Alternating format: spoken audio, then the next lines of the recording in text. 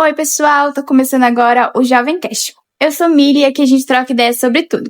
Cultura, atualidades e aquelas dúvidas que todo jovem tem. Então se ajeita aí, coloca o fone e vem com a gente. Fala galera, sejam muito bem-vindos a mais um episódio do Jovem Cast, o podcast feito por jovens e para jovens. E também para todo mundo que gosta de trocar ideias sobre juventude, rotina e desafios do dia a dia. Eu sou a Letícia, estou aqui com a minha parceira. Eu sou a Emily e hoje o tema de hoje é aquele que todo jovem conhece de perto. Correria do dia a dia. Dá para dar conta de tudo? E para trocar uma ideia com a gente, está nossos convidados hoje aqui, que vai nos acompanhar hoje. E é o nosso professor Danilo, que deu a ideia do nosso projeto. Boa tarde, Lediane, orientadora. Boa tarde a todos. E para começar, a gente vai fazer perguntas muito básicas. Quem são vocês? Onde vocês estudam ou trabalham? E como é a rotina de vocês no dia a dia? Quer começar, Leide? Fica à vontade. Meu nome é Lediane, eu trabalho aqui no Senai, minha função é orientadora educacional. Eu estou no Senai já vai fazer 4 anos. E sobre a minha rotina é bem tranquila, digamos. Nós estamos aqui, a minha função é mediar situações entre professor e aluno. Então, está bem nova, eu comecei aqui em fevereiro nessa função.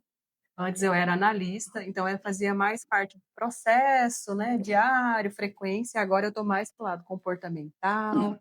Então, assim, foi bem diferente. Então, eu sou Danilo, né, professor aqui, tanto da aprendizagem básica, do Correio, quanto também professor da parte técnica de segurança do trabalho, e professor da aprendizagem técnica da Energisa. Eu sou engenheiro de formação, eu estou fazendo agora minha segunda graduação em matemática, e o meu papel aqui, né, como todo professor, todo instrutor, é mediar o ensino-aprendizagem entre os alunos, a empresa, fazer essa ponte, esse elo, né, entre empresa, alunos e Senai. E eu tenho cerca de 5 meses nessa função, antes não atuava diretamente nessa função, atuava na área de engenharia. Está sendo uma função nova, um tanto quanto desafiadora para mim. Lidar com juventude é algo muito que nos tira muito da zona de conforto, né? E também estou aprendendo, né? Estou aprendendo. Então, de certa forma, eu também estou nessa questão da expectativa. Estou igual a vocês, num novo emprego, uma nova expectativa, aquele gelinho, aquele friozinho na barriga que dá. Então, a gente está aprendendo junto. E como que vocês fazem, assim, para vocês conciliar a vida pessoal de vocês com o trabalho, para não mesclar, assim, o pessoal com o trabalho, né? Como muitas vezes a gente acaba fazendo. Igual como o senhor falou, o senhor faz faculdade. Como que o senhor consegue conciliar tudo isso junto? Olha, isso é um desafio, porque muitas vezes não sobra tempo para pensar na vida. Eu sou um cara que gosto muito de pensar na vida, né? Quais caminhos eu estou tomando. E às vezes eu acabo ficando sob um turbilhão de demandas. Aluno que me chama 10 horas da noite, a atividade que a gente tem que entregar da faculdade, é uma nota que tem que lançar no portal, e muitas vezes as questões emocionais vão ficando um pouco de lado, né? Isso tanto da parte do ponto de vista pessoal, né? Caçar uma namorada, muitas vezes, é muito difícil, principalmente para nós que somos solteiros, o mercado já não está tão assim, aquecido, né? Então, conciliar essa parte, tanto acadêmica, quanto profissional, quanto pessoal, confesso que tem sido um desafio muito grande. Eu trabalho muito por demanda. Eu coloco prioridades. Todo dia que eu acordo, eu coloco prioridades. O que hoje é prioridade? Não, hoje a prioridade é planejar a aula. Então, beleza, minha manhã vai ser planejando a aula. Qual que é a prioridade hoje? É domingo. A prioridade hoje é estar com a família. Então eu vou lá e estou com a família. Nem às vezes leio a mensagem que vocês me mandam no domingo, mas nem respondo. Porque estou com a família. Modo professor. No domingo. No domingo. Então, assim, eu trabalho muito sobre prioridades. Eu coloco uma matriz de prioridade e estabeleço o que é prioridade para mim fazer hoje. E a partir daí eu faço aquilo. Sobrando um tempo, aí eu vou para as demais prioridades. E você, Leidiane, como que você faz para você conciliar isso tudo também na sua rotina, mais pessoal, com o trabalho? Olha, eu sou casada, tenho uma menina de 10 anos. Então, assim, minha rotina é bem, como que eu posso dizer? A gente tenta, assim, entrou no serviço, muda a chavinha, Senai, né? Então eu tento me concentrar e ter o foco aqui. Aí eu saio daqui, viro a chavinha para casa. Assim, tem que dedicar, fazer janta, cuidar da minha filha, tem hora para dormir, tem hora para acordar. Então, assim, a gente tenta virar essas chavinhas. Mas, assim, se em algum momento eu tô aqui, me ligado da escola, tá passando, eu tenho que sair daqui correndo para atender minha filha. Então, a prioridade é minha filha, que eu ponho na minha cabeça. Mas a gente tenta não ficar doida, né? Importante. Isso é É importante. não ficar doida, igual o professor falou, de priorizar. Vamos, você tem as tarefas, né? Eu ponho ali o que eu tenho que fazer durante o dia e tentar sanar aquilo ali. É o que a gente põe na cabeça ali, no papelzinho. Eu sou muito de caderno, de papel, de anotar, colocar. E tem em casa. Eu tenho que ir no mercado, tenho que trocar cortina, tudo anotado. Então, todas as coisas de casa aqui também é tudo anotadinho. Não é no se celular, perder. não? Não, eu sou mais de papel.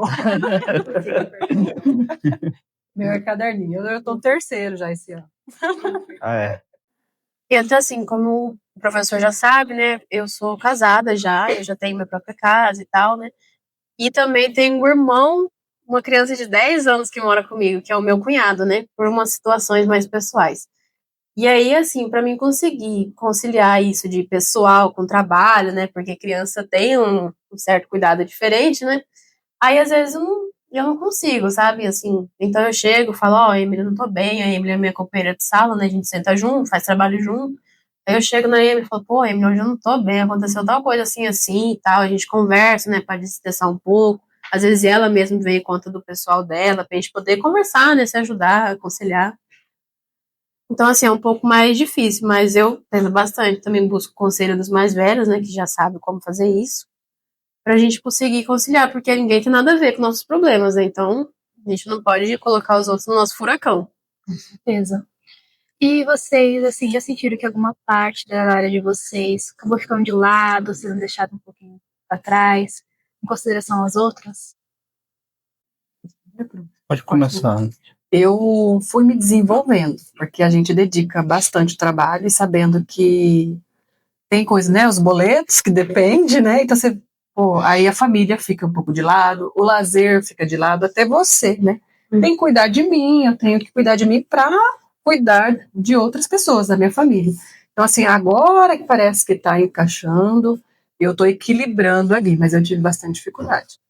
Me dedicar só no trabalho e deixava as coisas do lado. Aí a gente vai equilibrando. Essa daí é uma questão bem difícil mesmo, né, Leite? Difícil, Principalmente bem quando eu acho que a pessoa tem filho já, Sim. né? Porque quando você tem filho, a chave, ela Você vai abrindo mão das coisas. ela muda muito quando as pessoas têm filho, né? Eu, assim, eu não sei se eu vou ter filho ou se eu quero ter filho, mas é uma ciência, assim, que eu tenho bastante de conversa com as pessoas que têm filho, né? Eu fico bem ciente disso.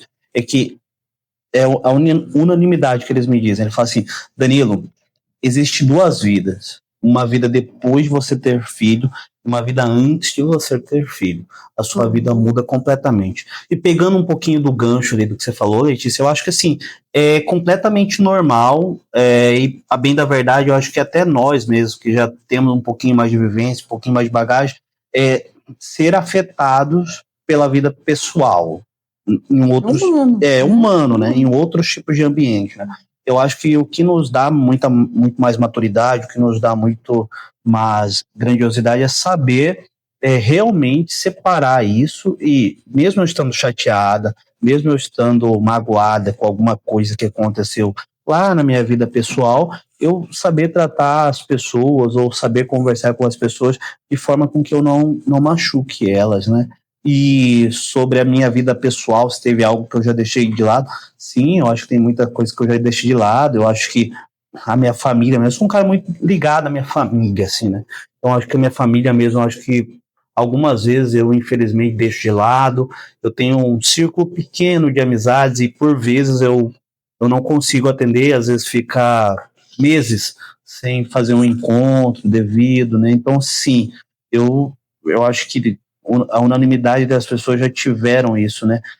Você deixar afetar essa sobrecarga de coisas que tem a fazer da sua vida profissional e isso influenciar na vida pessoal. Acho que, infelizmente, as pessoas não conseguem correr muito disso.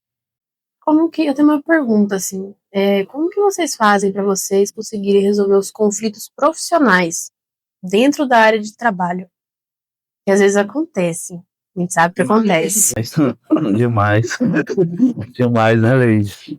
Ai, olha, tem empresas, né, que seguem aqueles os valores, visões, códigos de ética a seguir, né? Senão, se você não seguir aquilo, você é demitido.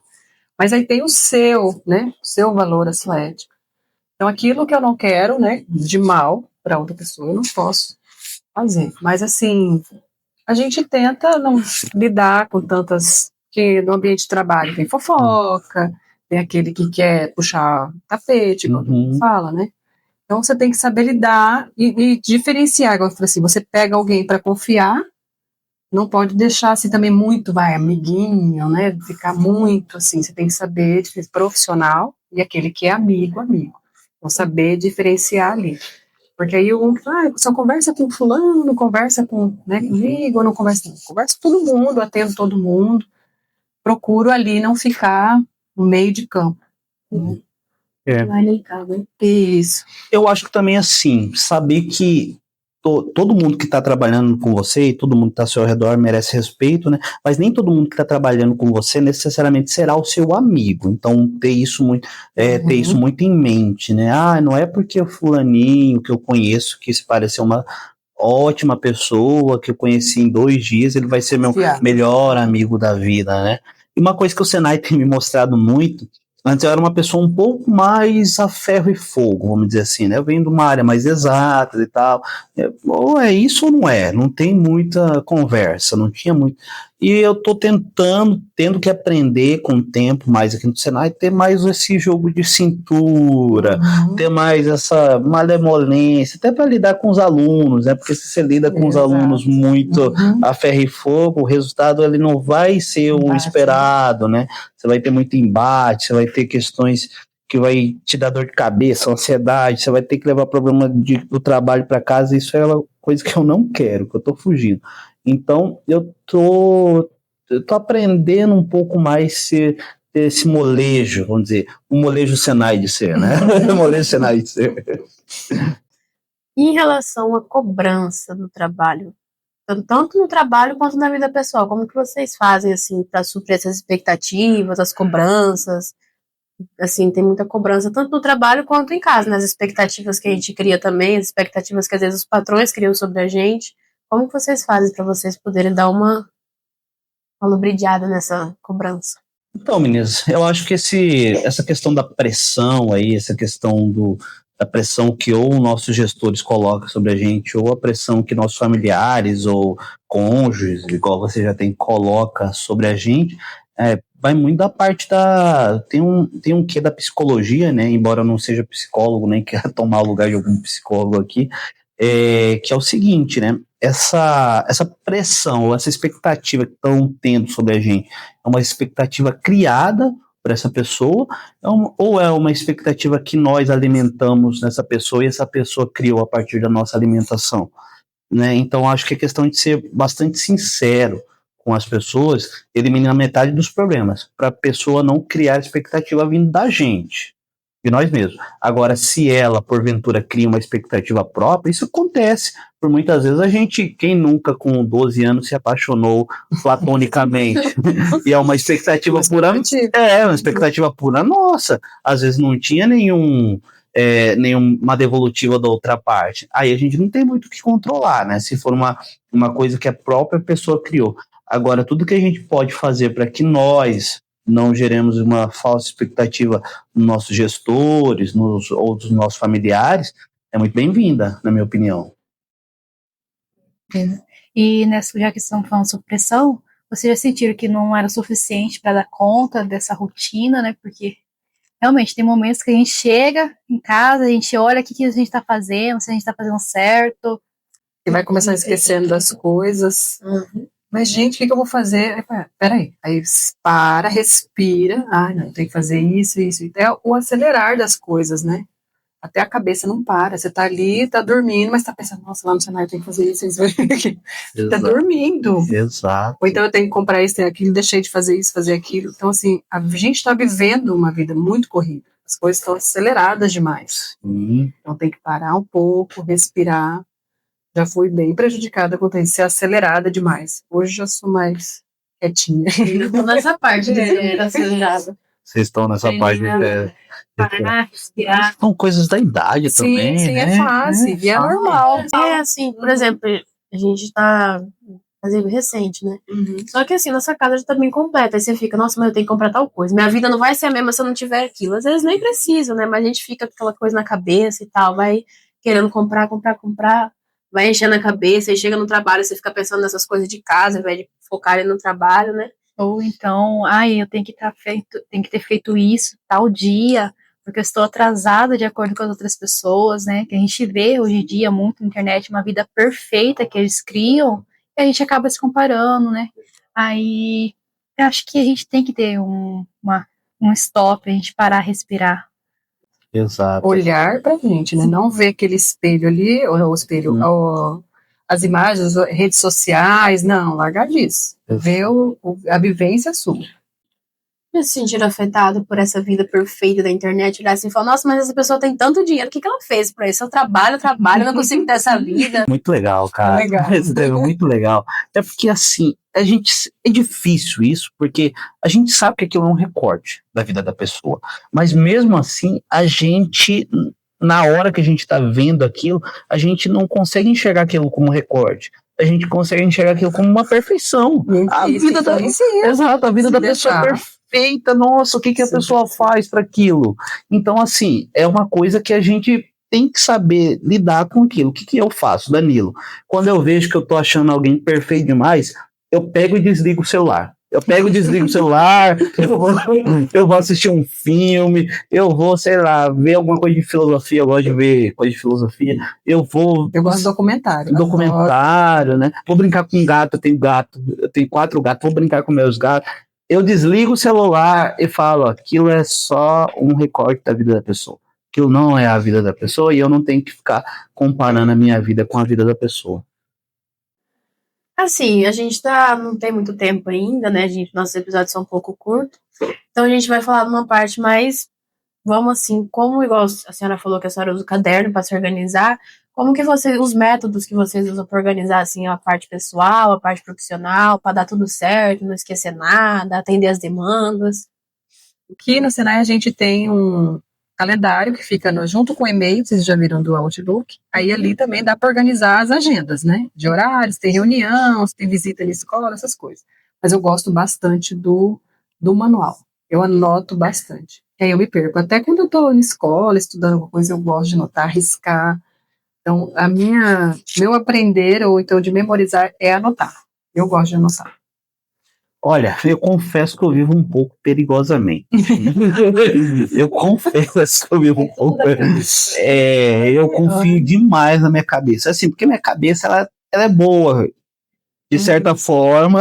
Se ele chegar nos 40. Ela é boa, de certa forma, com algumas coisas. Assim, tem coisa que passa, é verdade. Mas na maioria das vezes não passa. Porém, uma coisa que eu estou tentando agora implementar é o seguinte: eu vou criar dentro de uma abazinha, dentro de uma inteligência artificial, seja ChatGPT, seja Gemini, qualquer coisa do tipo, vou falar assim para ele, né, alimentá-lo com um prompt. Olha, essa daqui é a minha agenda e todos os meus compromissos para daqui até, sei lá, 6 meses, né? E deixa salvo. E aí, me lembre toda vez que eu entrar aqui nesse site, qual que é. Então, você consegue deixar uma abinha lá. Aí vai chegar as mensagens. Aí você pode clicar lá na abinha lá, que ele vai falar, daqui a tantos dias você tem isso, daqui a tantos... Adorei. Então, assim, é um jeito que a gente tem de treinar. Você pode treinar os chats com o que você quiser, né? Você pode treinar com um calendário, você pode treiná-lo como programador, como 1001 coisa. Uma dessas formas que eu estou pensando é aplicar desse jeito, mas ainda tá só no papel, ainda fala, não, minha cabeça ainda tá boa, posso ainda...